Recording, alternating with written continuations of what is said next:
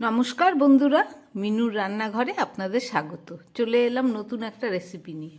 আজকের আমি একটা পেঁয়াজ কালি দিয়ে চচ্চড়ি করে আপনাদের দেখাবো। তার জন্য আমি এখানে কিছুটা শুকনো চিংড়ি মাছ, শুটকি চিংড়ি মাছ ভালো করে গরম জলে ভিজিয়ে ধুয়ে পরিষ্কার করে নিয়েছি। আর সঙ্গে নিয়েছি কিছুটা পেঁয়াজ কালি, আর এখানে সবজির মধ্যে নিয়েছি আলু, শিম আর টমেটো। এই সব কিছু দিয়ে দারুণ স্বাদের একটা চচ্চড়ি করব, যেটা শীতকালে খেতে খুবই ভালো লাগে। তাহলে চলুন শুরু করি। শুটকি চিংড়ি মাছ দিয়ে পেঁয়াজ কালি চচ্চড়ি করছি। তার জন্য একটা কড়াই বসিয়ে দিয়ে আমি তার মধ্যে দিয়ে দিচ্ছি অল্প তেল। প্রথমে আমি চিংড়ি মাছটাকে ভেজে নেব। তেলটাকে খুব ভালো করে গরম করে নিতে হবে। এবারে এই ধোয়া চিংড়ি মাছগুলোকে আমি এর মধ্যে ভেজে নেব।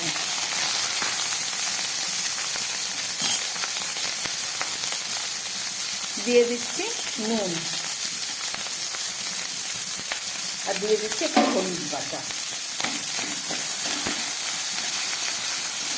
একদম ছোট চিংড়ি,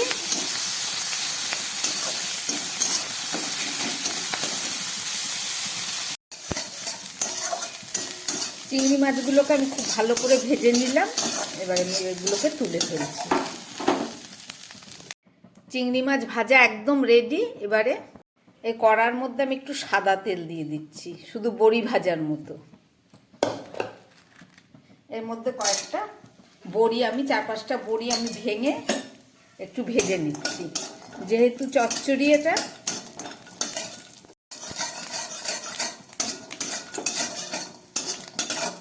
বড়িটা ভাজা হয়ে গেছে, তুলে নিচ্ছি।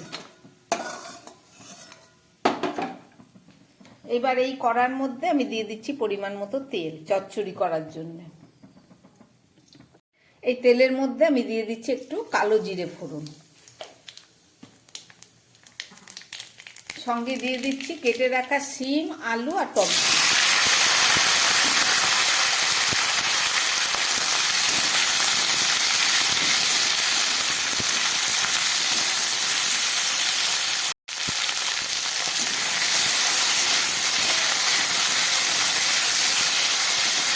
শিম আলুটাকে একটু ভেজে নিলাম। এবারে আমি এর মধ্যে দিয়ে দিচ্ছি পরিমাণ মতো নুন,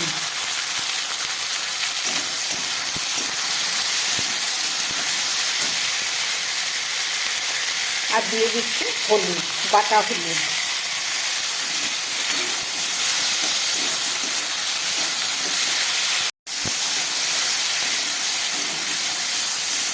শিম আলু নুন হলুদ দিয়ে ভালো করে একটু কষিয়ে নিলাম। এবার দিয়ে দিচ্ছি এর মধ্যে 4 কোয়া মতো রসুন, হাফ থেতো করে নিয়েছি। যেহেতু এটা শুটকি মাছ, একটু রসুন না দিলে ভালো লাগবে না।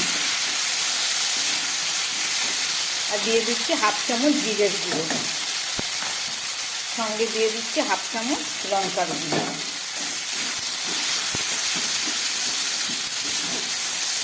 এবার একটু ভেজে নিই।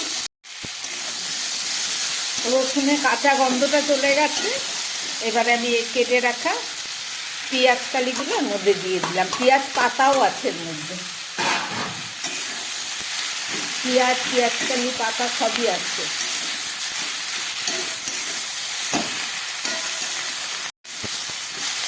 খুব ভালো করে আমি মশলা দিয়ে কষিয়ে নিলাম।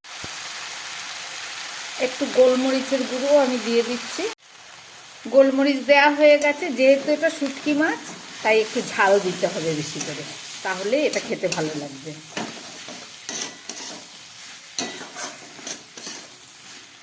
খুব ভালো করে আমার কষানো হয়ে গেছে সমস্ত মশলা দিয়ে। এবার আমি এর মধ্যে উষ্ণ গরম জল দিয়ে দিচ্ছি। জলের পরিমাণটা কমই দিলাম, কেননা এটা একটু গায়ে মাখা হবে।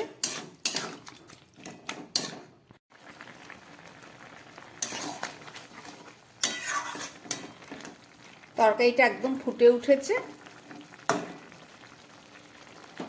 এবার এই ভেজে রাখা বড়ি আর চিংড়ি মাছটা আমি এর মধ্যে দিয়ে দিচ্ছি।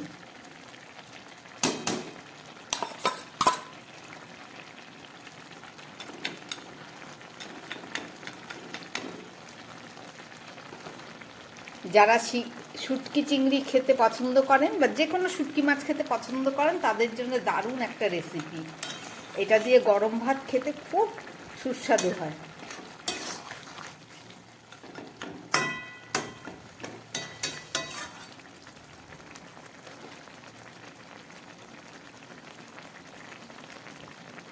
প্রচণ্ড শীত পড়েছে, একটু ঝাল ঝাল মুখরোচক রেসিপি।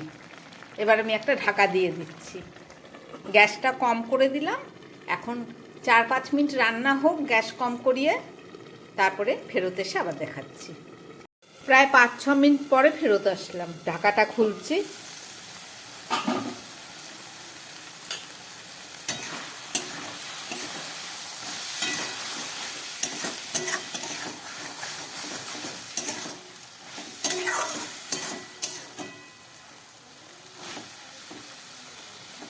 একদম নরম হয়ে গেছে পেঁয়াজ কলির ডাঁটাগুলো।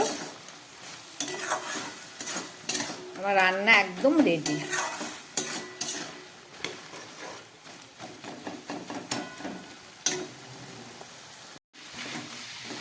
ঝোলটা একদম শুকিয়ে গেছে। চলুন এবার এটাকে নামিয়ে ফেলি। পেঁয়াজ কালি চচ্চড়ি একদম রেডি।